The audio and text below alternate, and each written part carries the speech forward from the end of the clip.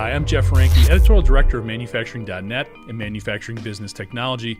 Welcome to Security Breach. Today's episode is going to offer a case study of sorts on how industrial cybersecurity threats continue to rise and in ways that don't always have a direct connection to traditional hacking motivations. GhostSec describes itself as a hacktivist group. Formed around 2015, the organization's initial focus was shutting down ISIS websites and infiltrating their social media platforms. From there, GhostSec expanded its targets to include oppressive government regimes and organizations like QAnon. So it could be argued that its targets were meshing with its hacktivist mantra. Recently, the organization has been linked to politically motivated attacks involving PLCs and other industrial controls in Israel, Iran, and Russia, all of which have focused on vulnerabilities found within industrial equipment controls. While supporting Ukraine's efforts against an invasion, as well as personal expressions of freedom in Iran are universally embraced, other attacks are raising questions. But perhaps the biggest question for the industrial community is if GhostSec can show others how relatively simple it is to take control of PLCs, Modbus connections, and industrial control systems, will those learning from GhostSec take it to another level? GhostSec has been comparatively benevolent compared to others. No ransomware demands and no malware incursions. However, their capabilities raise questions that should be keeping more industrial stakeholders up at night. Namely, what's the next type of attack and where is it coming from? So it's not about GhostSec being directly responsible for an attack on your facility, but what will the light they're shining on their tactics mean when others do look to probe your system security levels? Joining us to discuss this situation is Matan Dobrushin, VP of Research at OTORIO. Based in Israel, the company is a leader in industrial cybersecurity solutions and services. Matan, thanks so much for joining us today. Really appreciate it. Before we get going, you have kind of an interesting background. You actually spent some time with the mailto unit as part of Israel's Department of Defense. I know you can only speak at sort of a high level in terms of what you did there, but maybe you could fill us in a little bit on what that unit was about and some of your responsibilities.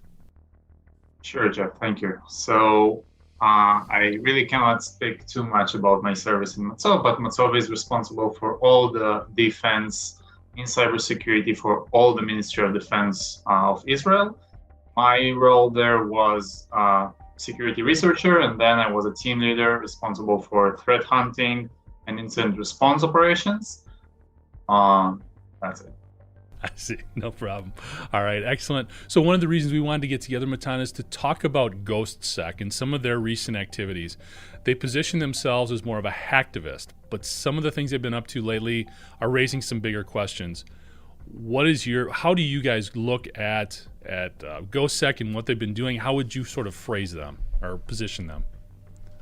Yeah, sure. So first of all, let's clarify that the original GhostSec, like the Ghost Security team, is a different group. They have the same name, so it's kind of misleading. But the original group was organized to attack ISIS. Yeah. This GhostSec is broader than it. They actually changed a few targets over the last few months. So last month it was Israel. As part of their pro-Palestinian, we tried to, attack the Zionists and so on.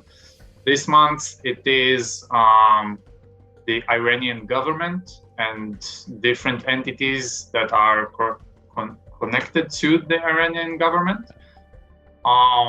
And we think that their main motivation is really to gain fame, and they just use ICS systems more and more because it serves their goal perfectly. They didn't have originally ICS capabilities, and nowadays they are getting better at it. So this is a very disturbing news that we shine a light on, because it is not trivial to exploit ICS networks without any proper knowledge or expertise. And the fact that they are actually figuring it out in a very short period of time is a disturbing news. Absolutely. I'm glad you kind of transitioned there, because that is the main focal point here and how they've been getting at these industrial control systems. When we look at things from the industrial perspective then, in our audience in manufacturing, What's creating some of these soft spots? Why are these vulnerabilities kind of comparatively very simple for them to probe and exploit? So again, when we say ICS, there are a lot of verticals within it. We have like the energy and the pharma and the manufacturing, and just IoT can be sometimes also considered critical, like the PLC of the water pool. So it's kind of a thin line. And really the most common misconfigurations is dealing with segmentation, like connecting the devices directly to the internet is a very not recommended thing to do, as well as staying with some default credentials or just basic misconfigurations. And this happens a lot also to organizations that know a thing or two about cybersecurity, because the people who are responsible for the operations or installing the system are not the same as the ones who are responsible for securing it in most of the cases. And this is exactly what we're seeing with at least most of the GhostSec victims in the past few weeks. But they are getting the low-hanging fruit, right? They are attacking the most easy yet in potentially dangerous targets. And if we said that their intention is to make a highlight, right, make some news, gain some fame to them, a news title of like, we broke into something that is actually controlling critical parameters of like drinking water, or we took down a substation, this is a very big headline. So I definitely understand their targeting those systems, and it's very cost effective if they have the right tools for it. It's interesting when you bring up sort of trying to gain notoriety through these types of attacks. Do you think their goal is to potentially elevate them getting into things like ransomware and other types of attacks of that nature down the line? They might. Again, from what we know about this GhostSec particularly, there are a bunch of individuals that are grouped together with the same agenda. If you saw their Twitter or Telegram, they like to curse a lot. They like to, put some scary skulls and saying that we are anonymous and we are, protecting the weak. So we really don't think that they make a business out of it, not like hacking groups. And they just try to, as I said before, gain prestige, gain fame to their activities. Do you think there's some dangers in terms of copycats out there, though, that are going to see what GhostSec has been doing and say, well, it looks relatively simple, we can do the same thing, and maybe with more nefarious intentions in mind? Yeah, that's exactly the point, and exactly the disturbing.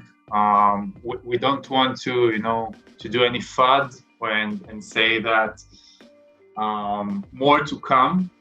Right. But the fact that I think they are one of the first to actually use a lot of the open source tools that are available for ICS communication, and they just use them. And it definitely can, turn on the light to a lot of different similar hacking groups. And I hope I'm wrong. Yeah. It's definitely something for the industrial sector to keep an eye on from other folks taking these types of tactics. So we've talked about some of the challenges that are out there. Matan, maybe you can tell us a little bit more about the work that OTORIO does and some of the things that you're helping manufacturers keep the industrial sector a little bit more secure. Yeah. So OTORIO has several angles to that.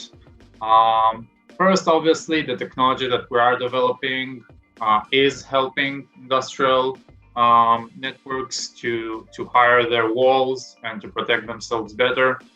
And the approach that we are taking is more of a orchestration and automation approach rather than just put another sensor in the network. We think that it has big impact in the protection of the network. And also, we are putting a lot of effort, especially the research department, in releasing open source tools, free of charge. Anyone in the OT community can go and download them and use them.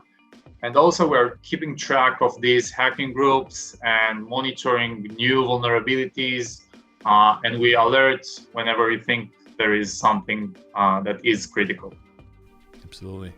You mentioned before about the disconnect between those who are implementing a lot of these systems and those who are responsible for the security of it. What's the solution there? Is it something as simple as better training, working with somebody like OTORIO, a third party to come in and consult, or what can we do there to sort of break down that barrier? Yeah, so that's too good of a question because that gap, or people don't like to call it gap anymore. Like we say IT-OT convergence and so on. Definitely, the answer is that they will have the same language as a starter because they do speak in two very different ones, right? One, think of safety and for the process to keep going, and one is talking about ransomware and confidential data and so on. So what our system and our services, as well as other products in the world are trying to do is bridging the two stakeholders to use the same system or the same language, and it has a lot of implications. Like we are integrating with IT systems and systems that the OT uses, and together we try to build an ecosystem that the loop can be closed, right? And not just alerting on someone that he doesn't have all the resources to close. Like segmentation needs an approval of several stakeholders in the way, the network, the OT, the plant manager, and we try to make it easier. Absolutely. One of the things right away when you talked about GhostSec or anybody else sort of elevating their game, it made me go to ransomware because that's such a huge issue here in the U.S. for manufacturing. Colonial Pipeline got a lot of attention, JBS has, and there's been several others. What advice do you give folks when it comes to responding to ransomware attacks in terms of just being more secure, but then also potentially having to pay up and deal with that ransom itself? What's your take on just sort of addressing those situations? Yeah, so first, even though the ransomware is a bad thing, it's great that the market now has a very clear goal, like I need to be protected from ransomware, which already brings them to a level of security which is not bad at all, because ransomware groups today, they have a lot of resources and advanced techniques. Regarding the payment, and really each ransomware incident that we deal with our customers is really different from one another. I will say that if the organization has good, solid backups that he can restore relatively easy, and he is willing to use that money in order to protect himself better, so he could defend from the next ransomware attack. So I'd say maybe he shouldn't pay. Okay, maybe he should restore the network and use that money in order to implement more security measures. If he doesn't have a clear plan, or the ransomware is really high, I don't think that yes is a good answer, but I think that he should at least consult with a company like ours or other cybersecurity experts to understand what he can and cannot do and what his risks, because it's all about risk management, right? Even if he does pay, you can't really know what's happened. You don't want to mess up with the attacker so much because it's not your field of expertise. So it's always complex situations, and this is a really good question. One of the things you bring up a lot of great points, and having those plans in place and then executing them and following through. I think where a lot of folks in manufacturing struggle is there's not a lot of transparency in some of these other attacks that have taken place. People keep that information very close to the vest. They don't want to share it. Can you think of ways that that maybe the industry can get more comfortable with sharing some of this information so that we can establish some universal best practices in responding to these attacks and developing better plans overall? Yes, so the whole issue with knowledge sharing is something that is very much discussed within the ICS security community. There are good initiatives by different private and public entities that are trying to build those systems and try to anonymize the critical data from the non-critical data in order to really share these IOCs and so on with the rest of the world. I think that the two major issues there is that you really don't see too much of advanced persistent threats like APT attacks, that their IOCs are really meaningful, impactful on a lot of organizations. Because we don't have enough security mechanisms in place, maybe we don't have too good of an incident response team, I don't know. But we don't hear a lot about those stories, even anonymized. And when we stay in the shallow, some organization got hacked by a group that we already know, the real impact of sharing the IOCs is not so good. Okay, so to know that a nearby organization in the same vertical like you has an incident right now, yes, this is definitely an intel that you want to know. Okay, and I hope that they are sharing it even without fancy systems that everyone upload their data in real time. I will say that there are verticals that are already doing it. Say a positive word about the Ministry of Energy in Israel, for example. They are monitoring all of the energy utilities in Israel constantly with anonymized data. So this is a good example. And I think that it will only work if it comes from top down. If the Ministry of some vertical says, let's go, everyone sends data, game's over. Makes sense. Matan, we've talked a little bit about GhostSec within the course of this interview. Is there anybody else out there, any other organizations that you're keeping a close eye on? Here in the U.S., REvil has definitely popped up. DarkSide has definitely popped up. We're seeing the one from China as well, Panda, Wicked Panda, I think is their name. Those are sort of at the top of the list. Is there anybody else you're keeping an eye on specifically? So, yes. I will say that as soon as we finish an incident or monitoring a new group that is not published yet, we take all what we can. We are doing all what we can in order to publish as much of IOCs and so on as we can. Unfortunately, I cannot disclose too much on whether we have something in place or not. Makes sense. Kind of wrapping things up here, as we look ahead the next 12, maybe 18 months, are there bigger trends in cybersecurity that you're paying attention to and talking to your clients about? Yeah, so regarding the attacking side, so I think that, and as you said yourself, right, other hacking groups will understand that there is a lot of potential in attacking ICS systems, that it is relatively possible with misconfigured devices. And unfortunately, I don't think that GhostSec will be the last campaign to launch these attacks. In the good side, for a second, we are hearing a lot about SBOM these days. And we are like, some of the people are already sick of it, right? Because everyone talks about SBOM.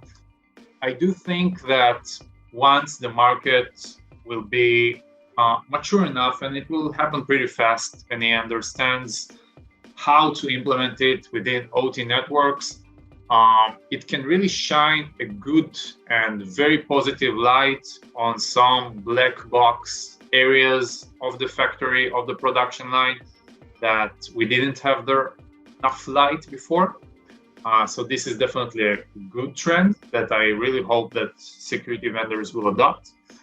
And something that is just really interesting for me as an OT security researcher, I saw a presentation several days ago about a Wi-Fi based attack that took place using a drone.